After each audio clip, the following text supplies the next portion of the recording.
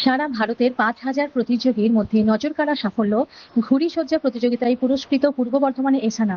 11 August all India মহিলা কংগ্রেসের উদ্যোগে আয়োজিত ঘুড়ি সজ্জা প্রতিযোগিতায় সারা ভারত থেকে অংশ নেয় 15 থেকে 25 বছর বয়সী তরুণীরা। প্রায় 5,000 প্রতিযোগীর মধ্যে পশ্চিমবঙ্গ থেকে পুরস্কৃত হয়েছেন মাত্র দুজন, একজন পূর্ব বর্ধমানের এবং অন্যজন দক্ষিণ কলকাতার। পূর্ব বর্ধমান জেলার 16 বছরের একাদশ শ্রেণীর ছাত্রী এসানা খাতুন তার সৃজনশীল প্রতিভার জন্য এই প্রতিযোগিতায় সাফল্য অর্জন করেন। 15 আগস্ট দিল্লিতে অল ইন্ডিয়া মহিলা কংগ্রেসের পক্ষ থেকে আয়োজিত অনুষ্ঠানে আলকালম্বা জি এর হাত থেকে 10,000 টাকার চেক গ্রহণ করেন এসানা। এই সাফল্যে গর্বিত পূর্ব বর্ধমান। নারীদের শিল্প, সংস্কৃতি এবং সৃজনশীল প্রতিভাকে আরো উৎসাহিত করতে ভবিষ্যতেও এই ধরনের সাংস্কৃতিক অনুষ্ঠানের আয়োজন করা হবে বলে জানিয়েছেন অল ইন্ডিয়া মহিলা কংগ্রেস।